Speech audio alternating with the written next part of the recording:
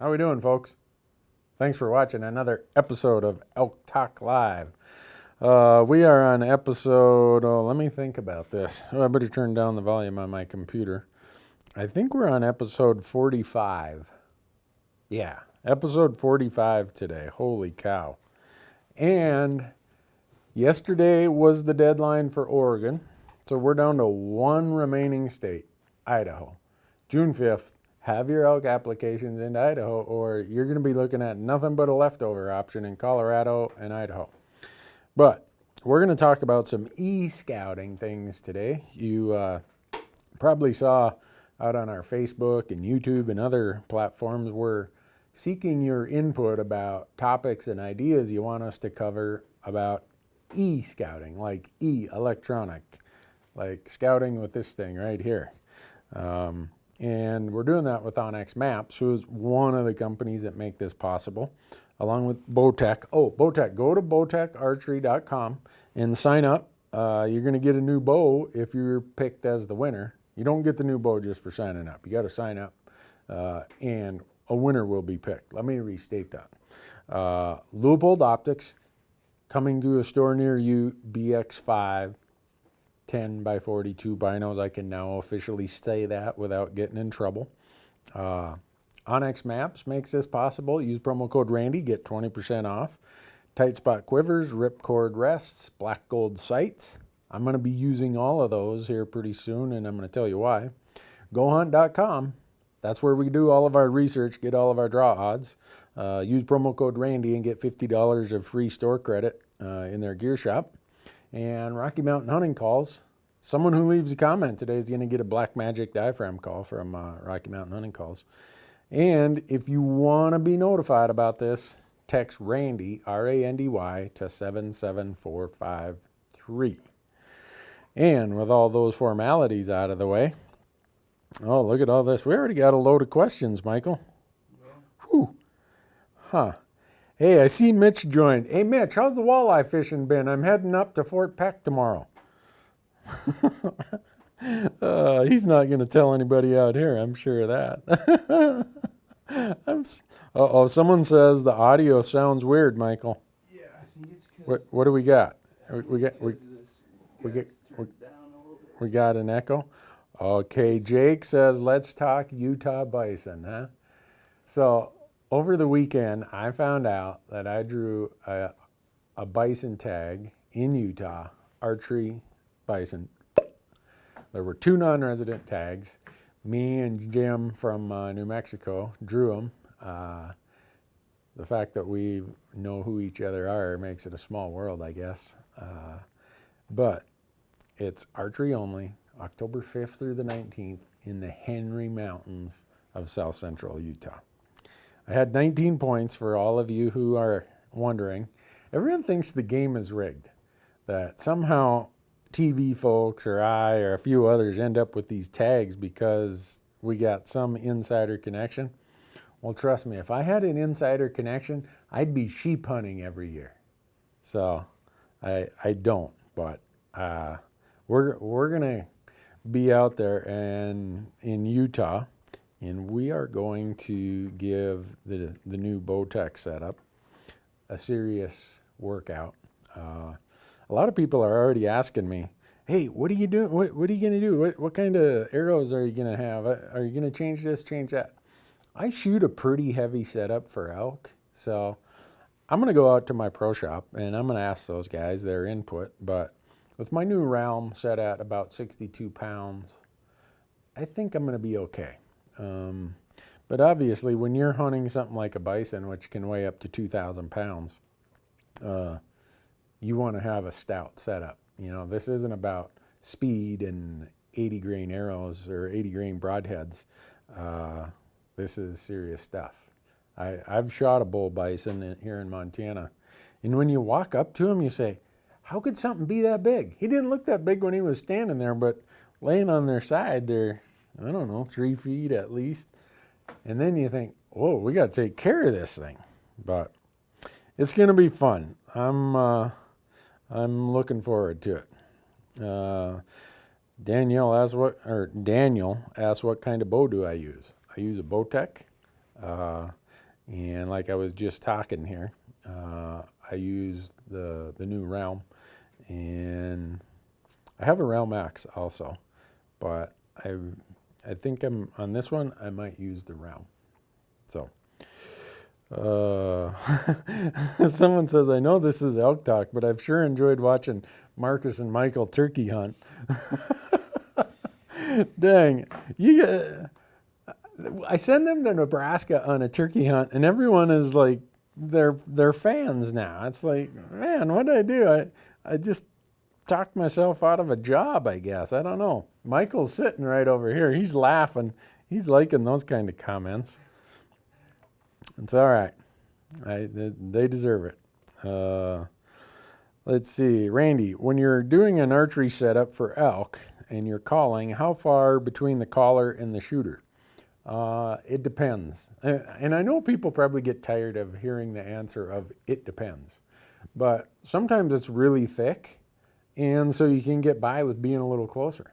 Sometimes it's really wide open, and that elk's going to come out there and he's going to look, so you're going to have that caller quite a ways further back. But regardless of the distance between the caller and the shooter, I guess my generic answer is I like the caller to be as close to the shooter as possible. And here's one caveat. So say you, the camera, are the elk, here's the caller, and here's the shooter. My thumb will be the shooter. And the wind is blowing this way. Well, when the elk is coming in, he's not going to come on a straight line, and you don't want a frontal shot anyhow if you can help it. You want the caller to move over here downwind, because the elk's going to come, and he knows where you're at. He hears the sound. So he's going to come like this, and you want him to be facing, looking at you with your shooter slightly downwind to where you think he's going to come in at. So you don't want to set up, if you can help it, you don't want to set up the caller, or the caller, the shooter, and the elk, because the elk's going to come walking straight in. And if he stops out there at 30 yards, you're probably not going to take a frontal shot. So again, it's a function of, I guess, situation and condition. What are my sights set at for bow range? And I can't remember if we got to this question last week or not. I know it was on there. I have a Black Gold Ascent sight, and if you go to Black Gold and you look at their product line, you can get a 5, a 7 pin sight. And I have a 5, but I take the bottom pin off, so I'm dealing with 4 pins, 20, 30, 40, 50. Hunting ranges, that's all I'm doing. And then the Ascent has a slider on it. So when I'm at home and I'm practicing and I'm out there at 70 or 80 yards, I have my slider dial here that I roll it down. I can get to 70 yards, 80 yards. But when I'm hunting, that thing's locked. And I'm just not one of those guys who feels that, anything much beyond 50, I'm probably going to say, thanks, but you win today, Mr. Deer or Mr. Elk or Mr. Antelope. So. Ooh, here we go. Any advice for a guy with a late rifle Arizona elk tag on the Mogollon Rim? Yeah, we just did a day-by-day episode last week up on the Mogollon Rim. It's out on our YouTube channel. Get ready to glass and glass and glass. And it's serious sanctuary mode up there. And you're going to find lots of canyons, and that's where you're going to find the elk in these late seasons, because most of the hunters are going to drive the roads. They're going to drive it because, well, Grandpa shot a bull there one year, back in 1977. So they drive that road. And then you got some people who don't know how to get an elk out if they shoot one down in a canyon. So they're ethical hunters. They say, I'm not even going to hunt in those canyons because if I shot one, it would spoil. And I get that. I'd rather someone hunt up on the benches versus down in the canyons if they don't know how to get it out. So you're looking for sanctuaries. Sanctuary, sanctuary, sanctuary. You'll be amazed at what a small area a bull elk in northern Arizona will make a living in to get through that late rifle season. And a friend of ours has a tag up there, so maybe we'll see you. But I can't tell you what unit. Let's see. Someone's saying, crawler harness or a jig and a minnow for walleye? Neither. Crankbaits. Let's see. Boy, there's a bunch of them here. New spot and found the bulls. Any advice for someone looking for mule deer in Arizona in August? Boy, they're still going to be in bachelor groups. The mule deer will not have rubbed their velvet usually by August. Look for them in as high, shady, and as cool of a place as you possibly can. Water is always a good setup that time of year anywhere. I mean, even in Montana, water can be a pretty good setup for them. But I would say scouting and glassing is a huge deal with early season mule deer like that. So someone asked, what Hilleberg tent do I use? I use a Nalo 2G. Has a big vestibule. I love it. Travis asks, is GoHunt.com a yearly membership or a lifetime? It's an annual membership. What was that one? That one went by real fast. I got to go catch up with that one. Was it when do bulls typically Yep. have sanctuary areas? Yeah. John asked, when do bulls typically head to their sanctuary areas? In the post-rut phase. So I always talk about the 5 calendar periods, right? Early season, pre-rut, peak rut, and then between peak rut and post-rut, that's when the bulls separate from the cows and the mature bulls start heading to sanctuaries.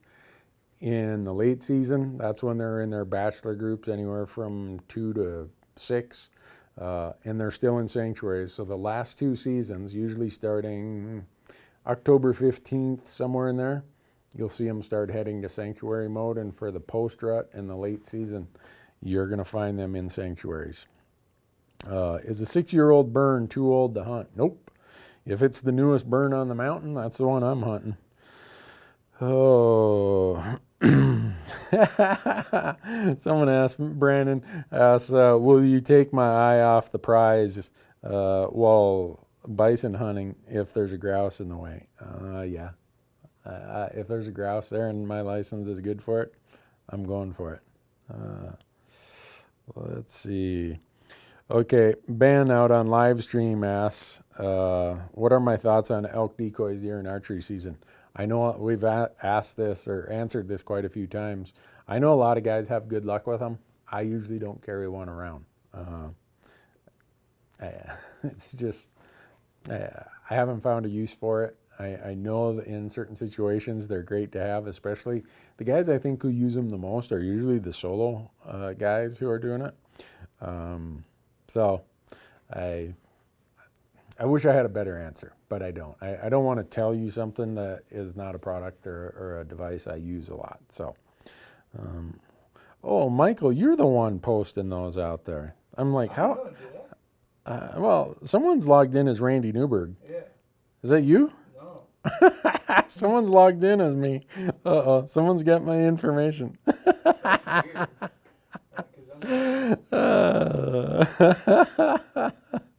Uh-oh. Are clear cuts as good as burns to hunt elk? If all you have are clear cuts, they're better than nothing. Clear cuts are anything that's a disruption of the canopy of the forest. Whether it's a clear cut, whether it's a burn, whether it's some sort of avalanche shoot, whether it's a wind shear that came and did a big blowdown, anything that breaks that canopy so sunlight can get in there. The beauty of fire is it regenerates a lot of nutrients to the soil, so you get a really, really good forage base going after a fire. That's why I'm a bigger fan of burns. And if I had to rank it, I'd say burns, then clear cuts, and then any other disruption. Sometimes the avalanche shoots, yeah, they open up the canopy, but the elk don't like trying to go through all that deadfall, so they just nibble around the edges of that avalanche shoot, and it doesn't give you as much opportunity to spot them and find them and make a move on them. So, do I have my Sitka gear system posted somewhere? You know, we should do that, Michael. We did a video on it. Corey Jacobson and I did a video about what we use. It's out on our YouTube channel. But I get asked that a lot. I guess maybe we should post it somewhere. Michael says he's going to look for the video. What areas do I hunt in Nevada? Any area they give me a tag. There are no bad areas in Nevada. What do you recommend for videos to study to learn about calling? Go and look at any video by Corey Jacobson or Rocky Jacobson. Those guys out at Rocky Mountain Hunting Calls, they're as good as any guys I know. Anything that they put out there, you should be listening to and watching. You will learn a lot. Let's see. What type of broadheads am I using? That's a good question. I'm experimenting with some stuff, and I think I'm going to change out this year. But suffice to say, it's always a fixed blade, and it's always at least 125 grain. So, let's see. Would love to see an all-star do-it-yourself hunt with Steve Ranella, you, and Aaron Snyder. I don't know if Steve and Aaron would want to see that. They'd say, Newberg, you just stay in camp and cook, okay? I'm glad that you want to see that, Peter.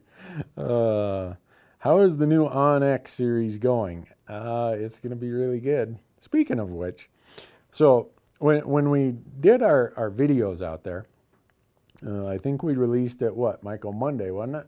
On both YouTube and on Facebook. We said, tell us what questions you want us to answer of how we do e-scouting. And I'd say that the responses have so far fallen into three categories. One is how to use the OnX system. And they have amazing videos out there on onxmaps.com. So if you got questions about how to do things in their system, how to use layers, how to do anything with waypoints or trails or whatever, go to their website and look at that. And then there's probably two other categories of comments that fall into I'll say the second category are the ones we're going to focus on and look at. And then the third category are things that people wish they had. And they almost all fall into one thing. Everyone's saying, I want to know, I want a layer, or I want somehow this system to tell me where the gates are, where gates are open or closed. Well, unfortunately, the land agencies don't have that in a data set that you can import into, say, an OnX system. If you want to know the roads, you have to go to the travel management plan. So when you hear Westerners talk about TMPs, what a TMP is the travel management plan. And every forest, every BLM district has their own travel management plan. And that's what tells you what roads are open and what roads are closed. Some are open seasonally, some are open all year, some are closed all year. You don't know that until you go to the Forest Service or the BLM websites and get the TMP maps or the travel management maps. And none of that's in a format that OnX could go and grab and put in there. So maybe they're going to figure out a way to solve it. I don't know. But those of us who hunt the West, we just kind of figure it out that, you know what? Until the Forest Service and the BLM get up to speed and start making those travel management maps available online in some electronic format, it's going to be really hard to ever know that piece. So that's a very common question we're getting, and I wish I had a better answer. But right now, no better answer exists. Let's see. In peak rut, do I bugle or do I cow call? I'm mostly a bugling guy, thanks to Corey Jacobson. Oh, let's see. Randy, I know your gun of choice is usually a 308, but I'm 60 years old and truly going on a once-in-a-lifetime elk hunt. So if you were only going to have one chance at elk, what would be your choice of a rifle? This will be my only elk hunt. Thanks. Well, Mike, never turn down a chance or a reason to buy a new bow or a new firearm. So that's always a good reason to buy one. But that said, I would take whatever rifle you have for deer hunting, and if it's a reasonable caliber or cartridge, and you're probably going to be able to use that for elk. And you're probably really familiar with it. You know how it shoots. Go get premium bullets. Get Nosler Accubons or Nosler Partitions or Nosler E-tips.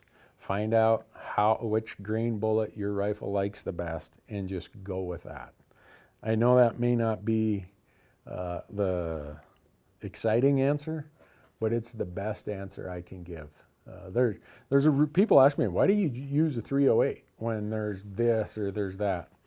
There's some cartridges, if you took 10 characteristics of a cartridge and scored it on 1 through 5, the 308 isn't going to score number 1 on any of them probably, but it's not going to score as the bottom on any of them either.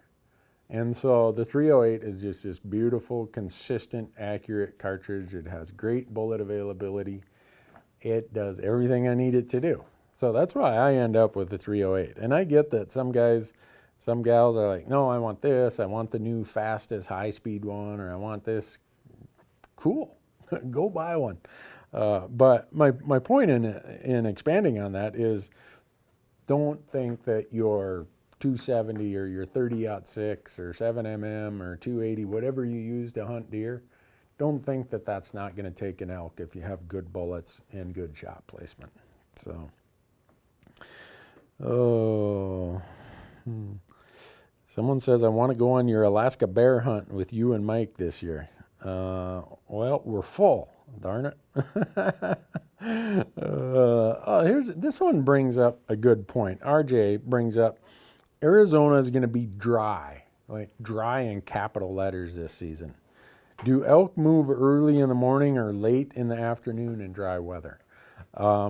They move both. It depends on how far they have to go to water. And so they're going to try find sanctuary areas closer to water rather than further from water. And what you're going to find in places like Arizona, sometimes New Mexico, when it's really dry, the waters, some of the ponds and tanks that normally have water have dried up. So there's just one pond or one tank within a 5-mile radius. Well, most of the elk are going to be pretty close to that pond. So you can use dry weather somewhat to your advantage, because there's going to be more areas on the landscape that are almost void of elk because it's void of water. Find out the areas that are void of water and know those are going to have really, really low elk densities. And then you kind of crossed off your map a whole lot of places that you don't even have to worry about. And then you can just focus on the areas, okay, I know there's water here and here. All right, there's going to be elk not too far away, because even in cooler weather, an elk's going to water usually every other day. So, oh boy, I can't read them as fast as they're coming through here. Let's see.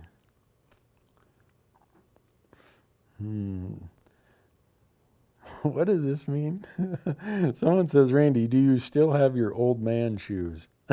I don't know what that means. You know what that means, Michael? You're probably talking about your mocks. Oh, my Merrill mocks? Well, yeah. What? These are old man shoes? What the heck? Well, unless I'm wrong, then I could have just gotten myself in trouble. Huh. Well, whatever. They're fishing shoes. I'm going fishing tomorrow. Man, I'm getting called an old man already. Oh my gosh. So, Randy, Wyoming resident here. I hunt the bighorns. What would you do the first week of September? Would you call or would you sit wallows? I'd call. I'd be on the move. Not saying sitting wallows isn't a bad tactic. In fact, I might take a break mid-morning until early afternoon, and I might sit a wallow. I might do a bit of both, but early in the season, late in the season, I'm going to be moving a lot. I'm going to be calling a lot. Man, I can't believe someone asked me. Oh, now he says, yeah, those are the old man shoes I was talking about. If I want to practice calling in the summer, is there any reason an elk would respond? Maybe because they're practicing. I've heard them call a lot of times. I haven't heard like the full-on bugle, but I mean, you'll hear cow calling all year round. So just go and practice. Don't worry about it. I think people worry way too much about what they sound like. And yeah, the better you sound and the more emotion and inflection you can put in that call, the better.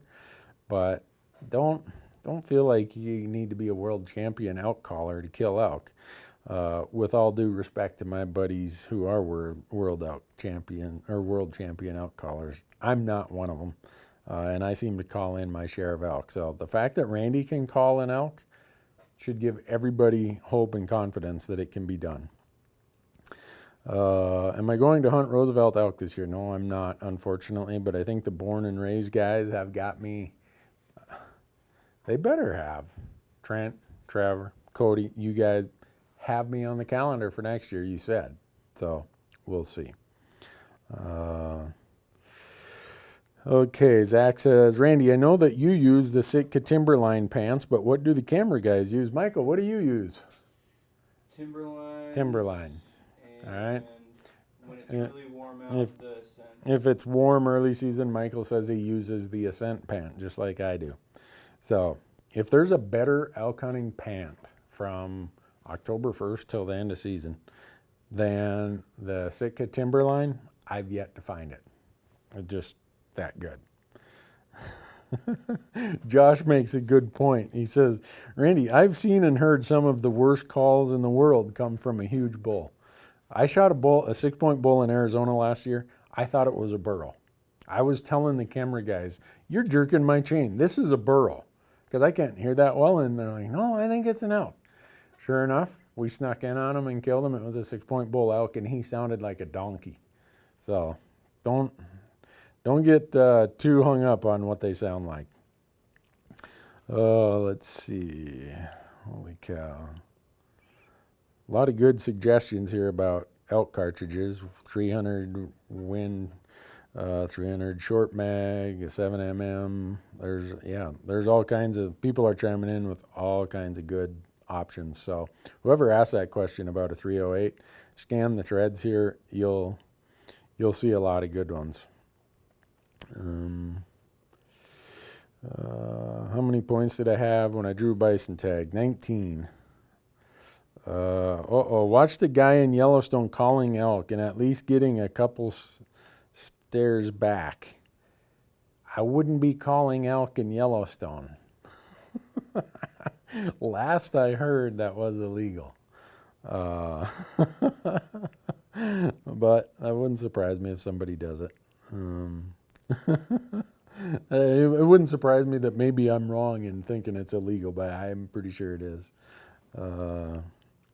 Is Utah archery over-the-counter elk?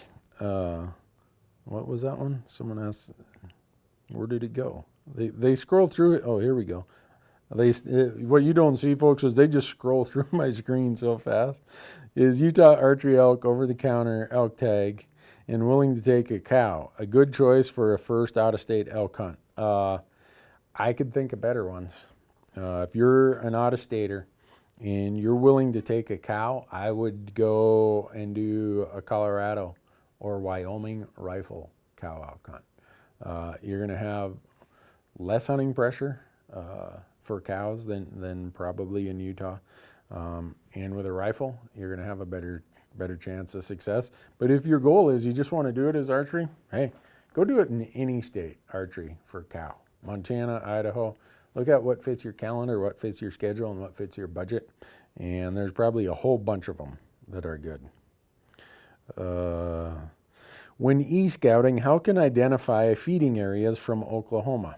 Okay, so we're going to get into this in the e-scouting series, but in order to properly or effectively e-scout, you really have to know a lot about elk, about their biology and their behaviors, what they need. And that's why this feed question made me think of that. A lot of people think that elk eat like mule deer, that they go and they'll find bitter brush or buck brush or they're browsers. They're not. Elk are grazers, okay? There's a difference between browsing on shrubs and stuff and grazing, which is on grass and forbs.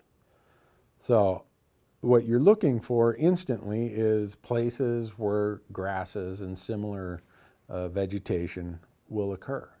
So right there eliminates, all right, all of the dark areas, the dark timber, the oak brush, the places like that are lower likelihood to be prime feed areas. Not saying they won't go in there, not saying that there aren't some in there or there aren't little patches of food. But if you're looking for the primary food places, you're looking for grasses and other kinds of fresh greenery when it comes to elk. Now, as quick as I say that, someone's going to say, well, I've seen them feeding in oak thickets. Yep, you have. Or I've seen them in whatever. Yep, you have. But all things being equal, they're going to go where the greatest quality of food can be attained with the least amount of effort. So I bring all that up because I want people, when they're doing their e-scouting, to be an elk junkie in terms of wanting to know as much as you can about elk. The more you know about what they need in terms of water, in terms of bedding cover, in terms of what their diet consists of, the more you're going to know about where to find them. I know I'm probably making that sound oversimplified, but really that is how I find the elk I find. I say, all right, what time of year is it? What is the primary need? Is it food? Is it water? Is it security and sanctuary? Or is it breeding? Well, breeding is pretty much, very seasonal, about 1 month out of the year, so that's often not the issue. Okay, is it food, water, or sanctuary? In the rifle seasons, it's just about always sanctuary. So I'm not going to focus that much on food. They're going to find some place to make a living in late October and November and December. So you really got to think about, what does the elk need at the time of year I'm going to be hunting them? It may not always be food. You might go to Colorado and you'll see elk in August in big, high open meadows. And you're like, oh man, I can't wait to come back for the third rifle season in November. I'm going up to that big high meadow. Well, you get there and the elk aren't there anymore because the bull elk are seeking sanctuary. They're not worried about the food that was up in that big high meadow. That's why they were there in August, because their primary need in August was food. November, after archery season, muzzleloader season, first rifle, second rifle, come third rifle season in Colorado, they're down in the thick stuff. They're down in the breaks, the nasty rock piles, the cliffs, the canyons. And so a lot of people don't consider what is the need the bull elk has at the time of year they're hunting. And I know you probably get tired of me saying that, but it is the number one reason why people don't consistently find elk. It's the number one reason why I don't consistently find elk. So many times I will have messed up a pattern. I'll show up and it's kind of between, let's say, peak rut and post rut. And I've got my strategy laid out and I'm thinking, you know what, they're still going to be in the peak rut. They're not quite in post rut. And I mess it up because I'm looking for breeding as a primary need when really sanctuary is the primary need. And I'm like, why am I not seeing any bulls? Well, because I haven't given full thought about what their need was and I'm looking in the wrong place. And reality is, if you can't find one, you're not going to shoot one. I say it in every seminar. The number one reason that I don't fill a tag or most people don't fill a tag is because they haven't done their homework to figure out where to find out. Because once you find them, they're one of the easier animals to put your tag on. That's been my experience. So let's see. Someone asked, do sanctuary areas change year to year if pressure is the same? Usually not. And people in my seminars have heard me say this. I'll tell you my spots for early season. I might even tell you some pre-rut spots and some peak rut spots. But I'm never going to, I'm not even going to tell my brother. And the camera guys are sworn to secrecy or they will lose their jobs if they tell anybody where these sanctuary spots are. Because elk go back there year after year after year to the same little spot. And if you figure out where that is, don't tell anyone. Don't tell your coworker. Don't tell your brother-in-law. Don't tell anybody. That's your spot. Keep it that way because as quick as you tell someone, they're going to go there and they're going to bring a friend in there. And pretty soon it's not a sanctuary anymore. Elk have figured out, you know what? There's just too much human activity here. I'm never coming back here. So they use sanctuaries all the time. And when I say all the time, they use the same sanctuary year after year after year until they get so much pressure that they no longer feel that it's a safe place to be. Let's see. Yeah, someone asked a question about using electronic calls, and someone made a good point to say make sure they are legal if you're going to use one. Most states I'm aware of, electronic calls are not legal. Let's see.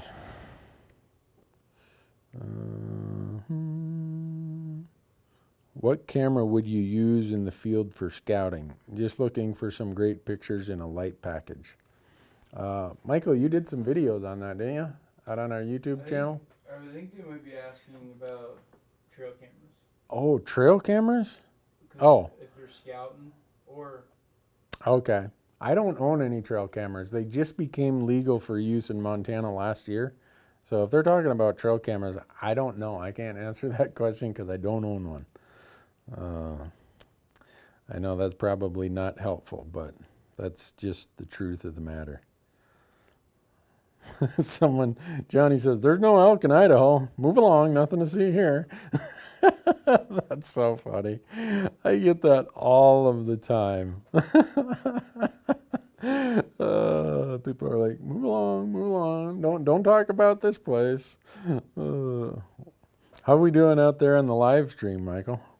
There's a few questions I posted in that doc. Oh, really? I'm not seeing them. Not at the bottom? No. What's the best book to read?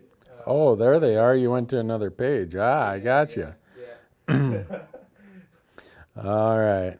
There's a bunch of them. Let's see. Oh, yeah, there's all kinds of them. Thanks for putting them out there now that I see them all. How long does it take to quarter an elk start to finish? If I got someone there to hold it, we can usually get it done in a very good manner in about 2 hours. Depends on if it's light or dark. Depends on if it's on a steep hill, if it's in the wide open. There's a lot of factors, but usually being careful about it, doing it right, I can get it done in 2 hours and feel that I've done a really good job at it. What is the best book to read to learn about elk? Jack Ward Thomas, now deceased. What is it? Elk and Elk Ecology, I think is what it's called. By far the best elk science, whatever you want to call it. Best book I know about elk and elk behaviors and their needs. And someone told me it's even out of print, so that you got to buy a used one out on Amazon. That might be the case, but I've yet to find any book that is as thorough and extensive as that one is. How do you know where the most recent barns are? You go to onxmaps.com and you get their app and you use promo code Randy, get 20% off. And on the national layers, so it'll say state layers, national layers. On the national layers, click I think it's previous burn layer. And they're all going to show up. And it's going to even tell you what year. It's going to have these weird polygon shapes of here was the area that burned, kind of funky looking. And it'll say 2012. So that's the best way. There's no, for the just having that at your fingertips is well worth the price of the OnX app. It's when they came up with that, I'm like, my hunting has just changed forever. Which we're going to talk heavily about burns in this e-scouting series because we commonly get the question of, well, what burn should I hunt? What if there's only a 12-year-old burn? Well, if that's the newest burn on the mountain, hunt that burn. Well, if there's a 4-year-old burn and a 12-year-old burn, hunt the 4-year-old burn. It's just going to have the freshest, best stuff. And then a lot of people, and we're going to talk about this in the e-scouting series, let's say there's a big burn here. A lot of people think that the elk are right in the middle of the burn. Usually not. They can be. But as a general rule, they're bedding over in the unburned timber, and they come out, and they're using those edge areas. So those are the places you want to use for your setup. And when you're glassing and looking, yeah, if there's one in the middle of the burn, you're going to see it with your naked eye. Get your binos. I think I said earlier about the new Leupold BX5s being ready. Trust me, I used them as prototypes last year. You're going to like them. Anyhow, get those on a tripod and just go around, right along these edge areas where if this is the burn or the unburned area and this is the burn out here, really look closely in those first 50 to 100 yards. sometimes even look right inside the first few trees. And all burns aren't created equal. Let's put it that way. They're all good, but some are better than others. And the shapes of some of them make them easier to hunt. You just get a hang of it after a while. You'll look at something and say, if I was an elk, that's where I'd be. And that's just kind of an experience of making a lot of mistakes along the way and remembering, yeah, I screwed that up. Don't screw that up again. Have I ever used a rattle bag to call in bull elk? No, but Rocky Mountain Hunting Calls has come out with the new rattle box for elk. And I've not tried it, but Rocky, who designed the call, he's pretty excited about it. They sent me one. I actually have it in my shop here. Oh gosh, this is crazy how many there are. Thanks everybody for providing so many comments. I wish I could get to them all. A couple people want to know what the book was again. Oh, a couple people want to know what the book was. It's Jack Ward Thomas is the author, and I believe it's called Elk and Elk Ecology. That's the name that sticks in my head. I should know it. If you type in Jack Ward Thomas, and when you start typing in elk in a Google search, I'm sure it's going to come up. But I think it's Elk and Elk Ecology. It's a pretty old book. I think my copy is from 1992 or 89 or something. I can't even remember. Let's see. Someone on the live stream asks, should we consider slopes of scree? I wouldn't even look on scree slopes for elk. Do you have any advice on how to glass backcountry with high, thick timber areas? No, it's really, really hard, Cheyenne. That's why I don't hunt a lot of those really, really thick places. If there's snow, I might. But if it's just big blankets of thick, dark timber, that's a really hard proposition to hunt. I go and find where the topography, maybe it's a sharp ridge line, maybe it's a creek that meanders through there, maybe it's a slide, a rock slide, an avalanche chute. I'm looking for disruptions to that big, great, you see these big, vast expanses of dark timber. We might think that's classic elk habitat, but it's not. It's some of the lowest productivity elk habitat on the entire mountain. And every science study will say that given the choice, elk will prefer aspens or more open areas or an area where the canopy has been disrupted. That's what they will choose. And so I think part of the reason why people say it's so hard to hunt thick timber is because it is hard to hunt thick timber, and two, the elk densities are really, really low. So when the elk densities are low and it's a hard place to find elk, it really stacks it against you. So, okay, someone said, yes, Randy, it is the book called Elk and Elk Ecology. Let's see. Have I noticed how much snow it takes to push elk down to the low country? I'm going to answer this in terms of bull elk, okay? Because our permits are usually good for bull elk. Cows will leave earlier, way earlier. Sometimes cows are like, you know what? I remember last year, old Bessie, she didn't get us out of here in time. We just about starved to death up here. I'm heading out. Now a bull, I've seen bulls in snow up to their bellies and still scraping pond snow away trying to make a living way up high. It's amazing how much unpacked or non-frozen snow a bull elk can make a living in.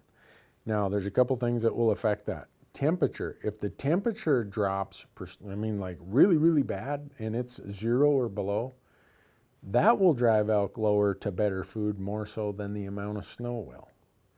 And then if you get one of these areas, like a lot of times we'll get an early snow in Montana in September. And sometimes in the high country it snows really hard, but it's a wet snow and then it freezes. It's like a sheet of ice on all of that feed. And they just have to move. They can't paw through it. If you just have really nice, drier, lower I guess, lower density, lower moisture content snow that you can just, you've seen it when you've been out in the mountain. Some snow you can't hardly move because it's so dense and has so much moisture in it. Some of it you can swipe away and get right down to the ground. The stuff that easily swipes away, a bull elk will stay up in that stuff at a pretty deep level of snow before they'll move. So again, it's one of those answers where I'm saying it depends, right?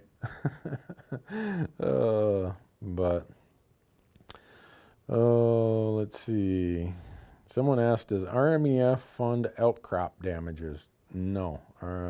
Usually those are state agencies that fund that. Someone wants us to do a live podcast tour, Michael. I don't know if anyone would show up. I guess we'd have to bring free beer and Dairy Queen or something to get anyone to show up at a live podcast. Someone's probably saying, well, that's not a bad idea. Better than listening to Newberg. Let's see. Would calling work in Colorado's first rifle season, or is that too late in the year? Colorado's first rifle season usually starts sometime around the 8th to the 10th and runs for 5 days. You could still have some luck calling at that time of year. But I would caution that once the first bullets start flying and the shooting starts, those elk are like, I remember last year. Yeah, I better head for cover. So it might only work for a while, for the first couple days. But I think that there's that early in the season, there's a good chance that you'll encounter some vocal elk that would respond to your calling. What do I do if I shoot an elk and it crosses over a boundary? Can you just cross over to the private and get it? No, you can't. That's trespassing. I've never had that situation, thankfully. I hope I don't. But if that happens, you got to go talk to the landowner. And if he won't let you or she won't let you, you're probably going to have to call a game warden or a conservation officer and figure out what to do. So, let's see. The sanctuaries you talk about, is it a pea patch or is it 100-ish acres of a nasty area or a larger general area, or varies? It varies, but usually it's larger areas. And that area, it's usually, a sanctuary for me is usually going to be, 300 to 400 acres at a minimum. And within that sanctuary, there's going to be these little pockets, these little places. Sometimes those sanctuaries are 2,000 acres. They're just ugly, nasty places. It's like, oh man, I hope I don't see one in there. And sometimes they're big, long canyons, or they're big, long drainages, or there's a big, if you've ever seen these fault lines or uplifts on a hillside where it comes down kind of flat and then it breaks really steep. A lot of times right under that break there's an open area, and those elk will live right in there because no one can come up through there. It's too noisy, too tough going. It's really steep, and most people don't want to walk over and have to deal with that really steep face. If you shot one, how would you get one up that face? So there's all kinds, I just use that as an example. There's all kinds of areas that create sanctuaries out there. Let's see. My thoughts on the new Black Magic diaphragm from Rocky Mountain Hunting Calls. I don't have one. I better call Kurt and Rocky and get one. So I can't give you thoughts on it. But knowing that the kind of calls they make, I'm sure that it's going to be good. Travis says, my parents own a Dairy Queen here in Texas. That guy, sounds like that guy's jonesing to come with us, Michael? Yeah.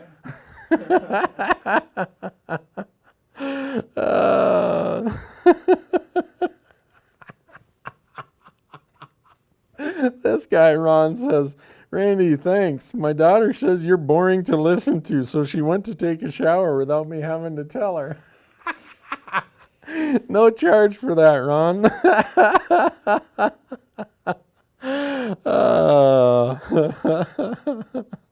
Someone says they're waiting for the Nevada draw. So am I. We got a pretty busy calendar.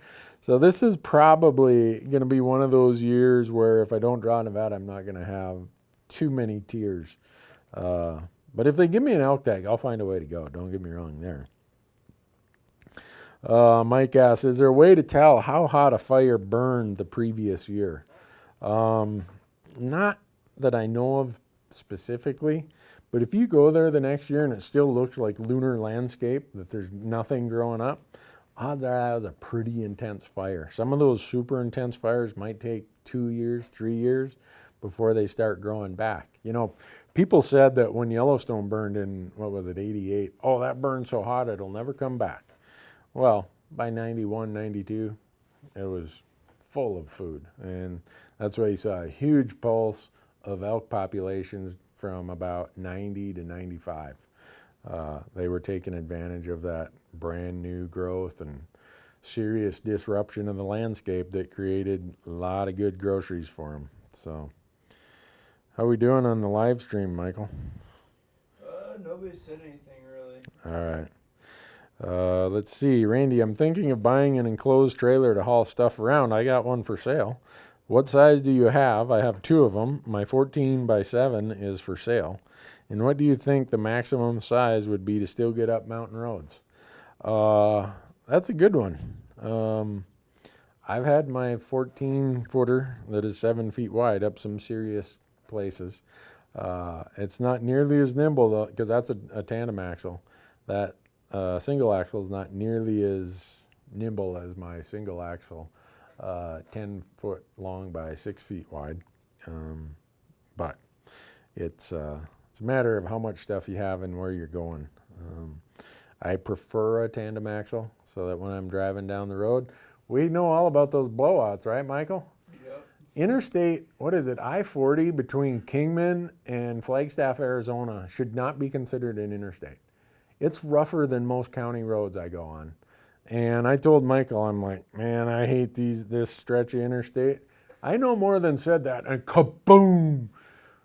My fender, my driver's side trailer tire blows, brand new tire, and it blows into so many pieces, it takes the fender off with it, and the fender is airborne across the meridian, or across the other lane into the meridian. I would have decapitated a motorcyclist if he would have been beside me. But, oh well. Anyhow, that's why I like tandem axles, is if you have a major blowout like that, things don't get quite as western in a hurry. So, oh, you're welcome. Someone says thank you. What finished arrow weight do I have, and am I still using the Magnus Stingers?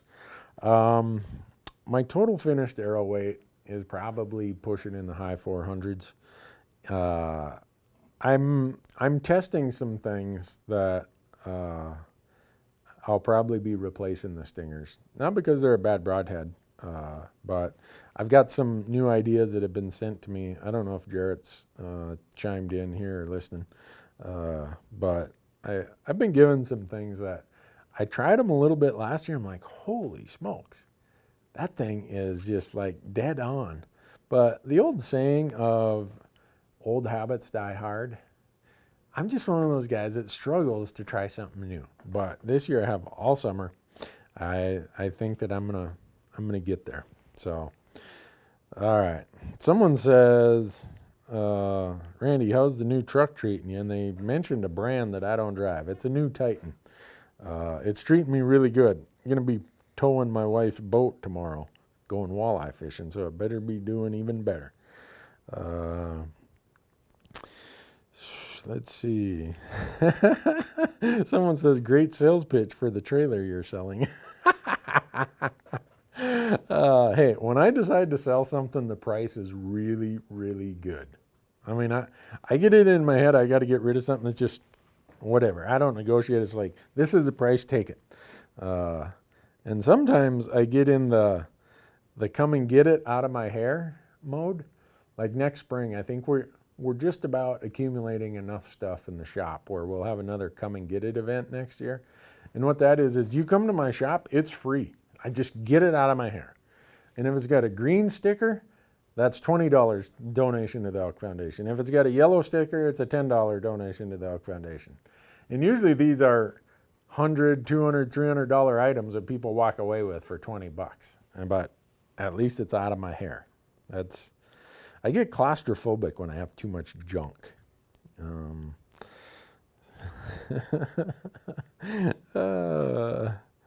Have I bought new tires for tires for the new truck? Yeah, no, I've not. Still researching that.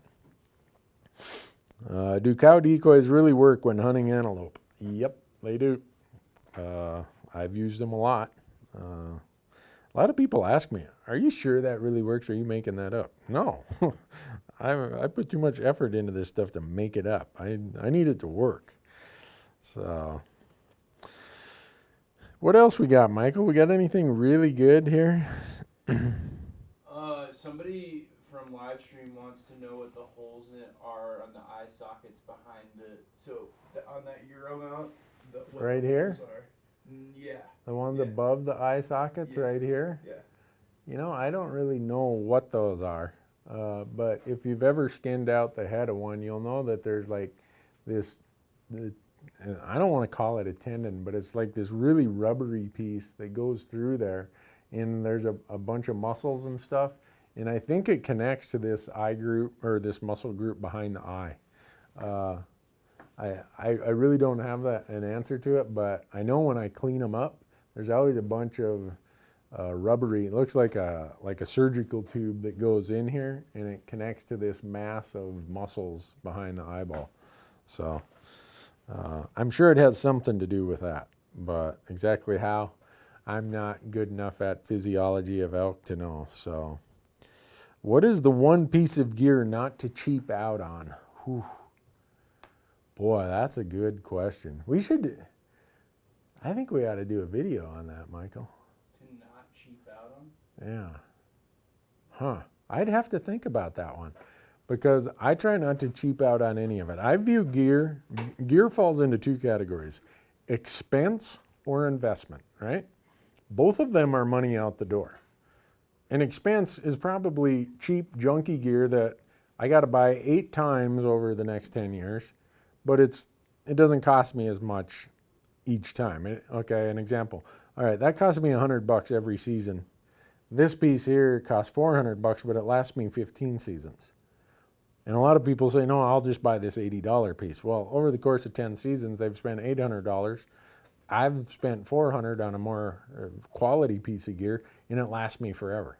So I could think of all kinds of those, whether it's, well, I mean, none of the stuff you see us use is what I would call gear that falls in the expense, the disposable category.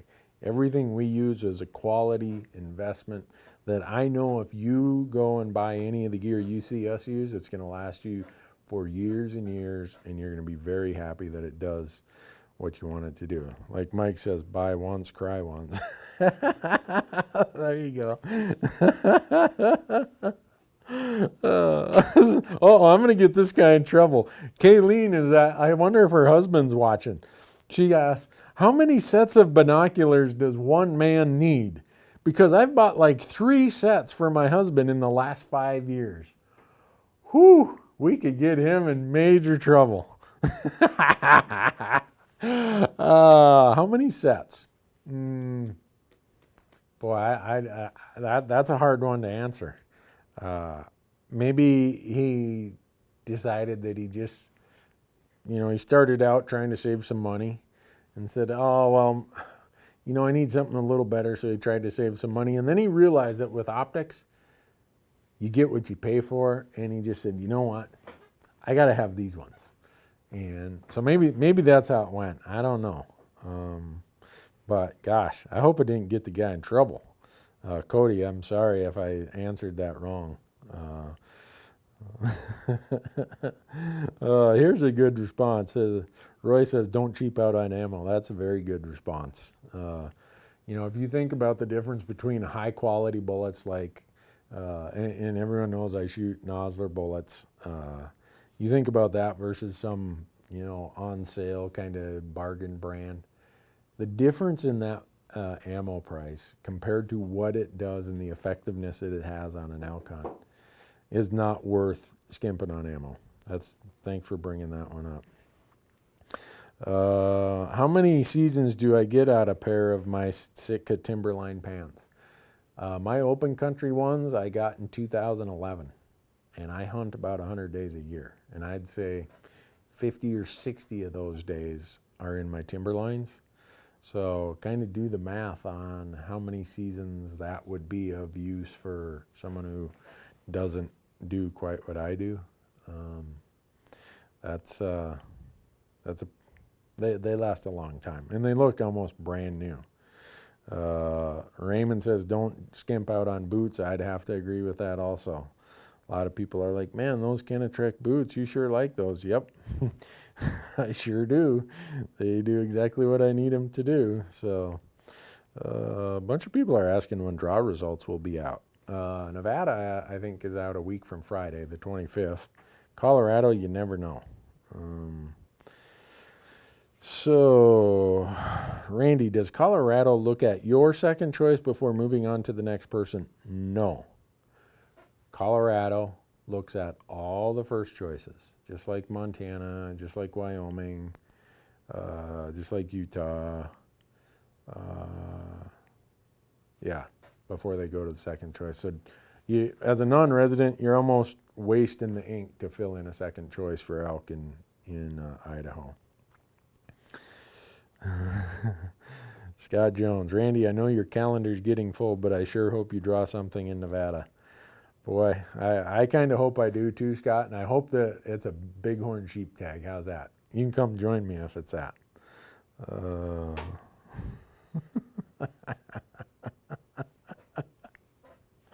Oh, some of you guys have such funny comments here. You got one last good one, Michael, that you think is a really good one? Here's someone asks, how many rounds do you carry with you on a hunt? Usually about 10. I like Jonathan. Don't skimp on toilet paper. I can tell the quality of a guy's camp by whether or not he's got single ply or double ply. Yeah, you can judge a lot by looking at what kind of toilet paper any operation has. Philip has a good point. Don't cheap out on the time you spend practicing your marksmanship. And don't just shoot off the bench. That's a really good point. And the same could be said for archery. All right. I think I'm going to pull one more, Michael. I'm going to go somewhere else to get this other one. What do we got here? Oh, before we answer the last one, please go out to our Amazon Prime channel, Fresh Tracks with Randy Newberg. They approved the Wyoming elk hunt. It's out there now. And hopefully they're going to approve that moose hunt pretty soon. If you're listening to our podcast, Hunt Talk Radio, you can find that on iTunes and Stitcher. I think we already plugged them pretty good about our YouTube channel, didn't we? Randy Newberg Hunter. You got to go watch Michael's turkey hunt from today. That episode from today. I was laughing so hard when I saw that. He shot a turkey on the wing with, full choke turkey loads.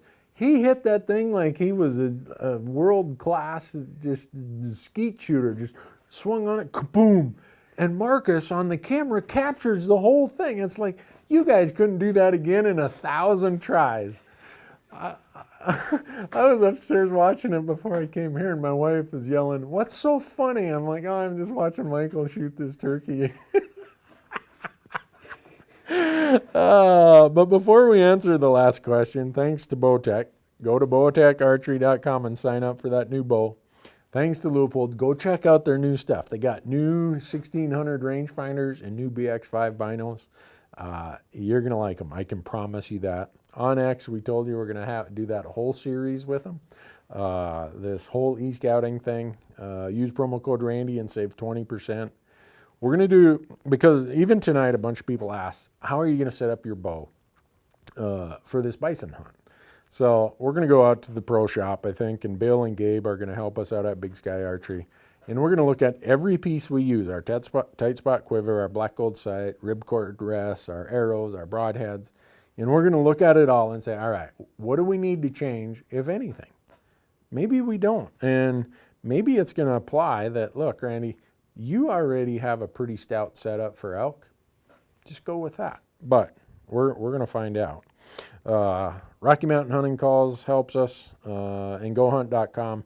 Again, use promo code Randy, and you're going to get $50 of mad money in the best gear shop I know of. And then 77453, right? That's the number you text. Text Randy, R-A-N-D-Y, to 77453. Oh, any Arizona hunts coming? I'd like to think that I'm going to draw a desert sheep tag this year in Arizona, but I think after this year I'll have 21 points instead of 20.